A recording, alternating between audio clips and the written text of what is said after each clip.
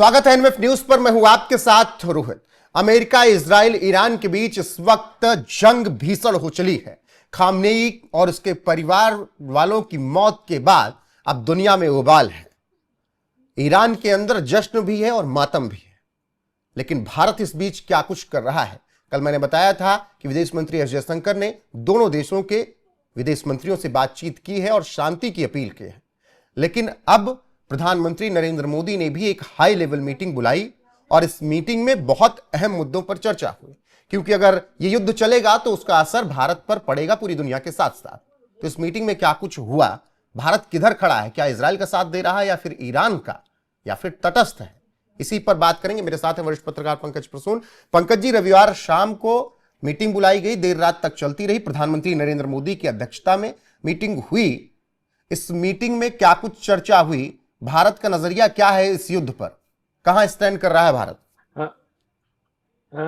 सबसे पहले बताया था इस बैठक में था कौन कौन जी। प्रधानमंत्री तो थे ही, राष्ट्रीय सुरक्षा सलाहकार अजीत डोभाल थे, प्रधानमंत्री के जो प्रधान सचिव हैं पीके मिश्रा जी थे, उसके अलावा शक्तिकांत दास थे, प्रमुख रक्षा अध्यक्ष जनरल अनिल चौहान जो सीडीएस जो बोलते हैं वो थे, कैबिनेट सचिव ईवी सोमनाथन थे और विदेश सचिव विक्रम मिश्री थे। अब किन किन मुद्दों पर चर्चा हुई इस बैठक में वो सुनिए। हमारी 3 चिंताएं हैं। पहला, भारतीय जो फंसे हुए हैं अरब देशों में, ईरान से तो हमने निकाल लिया है, मैक्सिमम जो नहीं आए उनको हम निकाल लेंगे, लेकिन दूसरे अरब देशों में जहां अटैक, वहां भी बड़ी संख्या में भारतीय रहते हैं, चाहे वो यूएई हो, Dubai, Kuwait, Sharjah, Saudi Arabia, ये सारे देश में। वहां स्थिति की समीक्षा की गई कि वो कौन से डेंजर जोन में तो कोई नहीं है इंडियन, अगर है तो उन्हें कैसे निकाला जाए। तो एक तो ये था। दूसरा जो इसमें चर्चा किया कि हमारा जो तेल आता है, कच्चा तेल, वो था बे ऑफ हॉर्मज से आता है, जो कि बंद किया है ईरान ने। तो वो हमारे तेल सप्लाई बाधित होगी उससे। इसका क्या उपाय किया जाए, क्योंकि रशिया से जितना तेल वगैरह आता है सब उसी रास्ते से होके आता है, और वो बंद कर दिया है ईरान ने। तो मतलब कि जो कॉमर्शियल एक्टिविटीज है, सिर्फ तेल क्यों बोले, कॉमर्शियल और वाणिज्यिक एक्टिविटी जो है वो, उसके क्या असर पड़ेगा। तीसरा जो महत्वपूर्ण है, याद रखिएगा, आपको शायद ये खबर पता हो कि कल क्या हुआ था कि पाकिस्तान ने कुछ ड्रोन भेजे थे भारत में अपने एरिया में, और ये बाद में भारत के सैनिकों ने तुरंत मारा उसको और गिरा दिया, वो जाके पीओके में गिरा है। एक्टिविटीज लगातार पाकिस्तान की तरफ से अपने पश्चिमी बॉर्डर पे की जा रही है, जो भारत का जो पश्चिमी बॉर्डर। क्या पाकिस्तान दुनिया का ध्यान भटकाने के लिए या अफगान वॉर से ध्यान भटकाने के लिए भारत के खिलाफ कुछ दुस्साहस कर सकता है?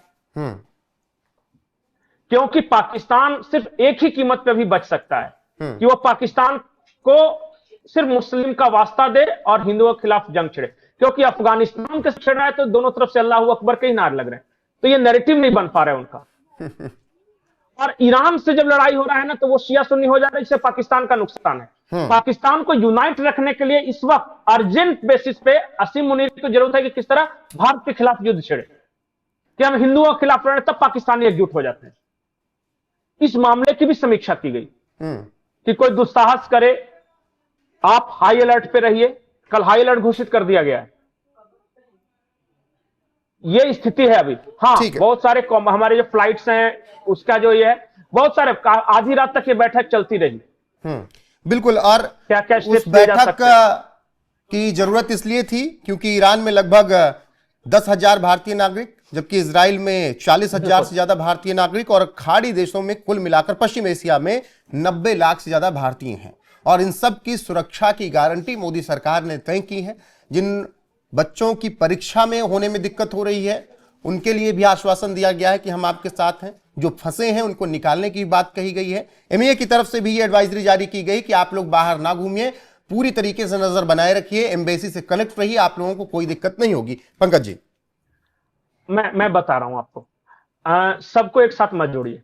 भारत सरकार ने 3 एडवाइजरी जारी की। ईरान जल्दी जो भी भारतीय हैं खाली करके निकले, आप इमीडिएटली छोड़ो। जिस दिन मोदी जी इजराइल से उड़ रहे थे उस दिन भी कहा कि इमीडिएटली छोड़िए आप। ये मक्कार लोग जो हैं, जो भारतीय कह के आपको विक्टिम कार्ड खेल रहे हैं, ये ज्यादातर ये रेडिकलाइज्ड लोग हैं। अच्छा बताइए, कौन सा सब्जेक्ट पढ़ने जाते हैं ईरान में? ऐसी क्या पढ़ाई होती है ईरान में? ये कुछ नहीं, ये जिहाद की शिक्षा लेने वहां जाते हैं। और ये इतने मक्कार है कि भारत सरकार जब कह रही थी कि वापस आओ तो नहीं आए, और अब ये वीडियो बना बना के वहां से पोस्ट कर रहे हैं कि हम ईरान में फंस गए, हमको बुलाओ। क्यों ये पोस्ट कर रहे पता है? विक्टिम कार्ड खेलने के लिए।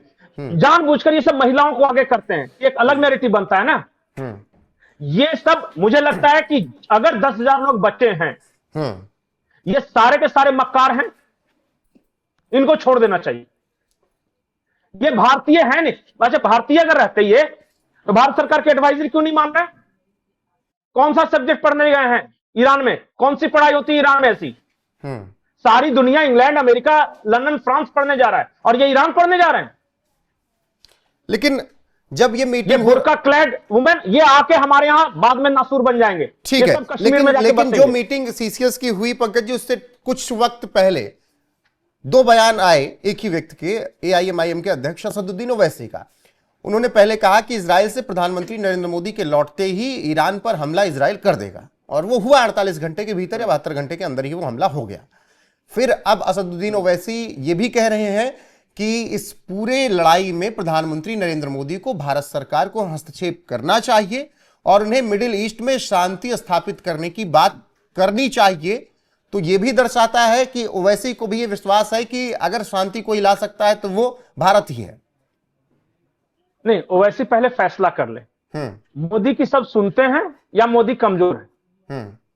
क्योंकि कल तक यही सब लोग कह रहे थे कि इजराइल में जाके मोदी नाचे थे और सरेंडर कर दिया। कुछ तो कह रहे हैं कि मोदी को पता था कि खामनेई मारे जाएंगे। हाँ, पता था, इतनी हैसियत है तब पता था ना। तुम्हारी नजर में तो मोदी सरेंडर थे, कोई औकात ही नहीं थी मोदी की। अब क्यों गुहार लगा रहे हो कि युद्ध रुकवा दे मोदी?